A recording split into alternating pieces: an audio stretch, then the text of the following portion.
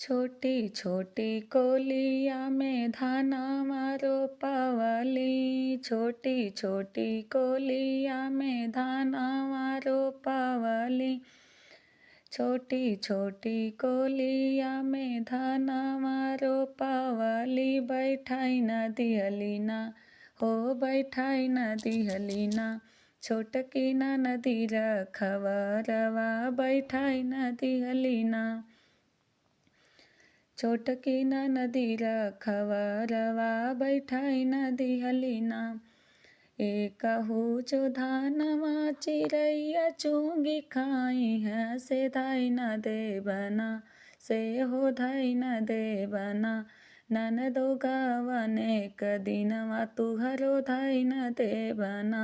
ननदो गावने क दिनवा तुहरो धाई न देबना। जाऊ तो ही भाभी हो धाई देबू दीनवा। बिना हो चुनरी हो बिना हो चुनरी। हम जई बनाई गवानवा बिना हो चुनरी। एक चुनरी दीह तुहरे भैया से भतीजवा। एक चुनरी दीह तुहरे भैया से भतीजवा। हो कि एक दीहना हो कि एक दीहना। तुहरे नान्हे क मिलानिया से उह दीहना। तुहरे नान्हे क मिलानिया से उह दीहना। छोटी छोटी कोलिया में धानवा रोपावली। बैठाई न दिहलीना हो बैठाई न दिहलीना। छोटकी न नदी रखवरवा बैठाई न दिहलीना। छोटकी न नदी रखवरवा बैठाई न दिहलीना। एकहू जो धानवा चिड़ैया चुंगी खाई है से धाई न देबना। से हो धाई न देबना। ननदो गावने क दिनवा तुहरो धाई न देबना। ननदो गावने क दिनवा तुहरो धाई न देबना। जाऊ तो ही भाभी हो धाई देबू दीनवा। बिना हो झूलनी हो बिना हो झूलनी। हम जई बनाई गवानवा बिना हो झूलनी। हम जई बनाई गवानवा बिना हो झूलनी। एक झूलनी दीह तुहरे भैया से भतीजवा। तुहरे भैया से भतीजवा। कि एक दीहना किया एक दीहना। तुहरे नान्हे क मिलानिया से उह दीहना।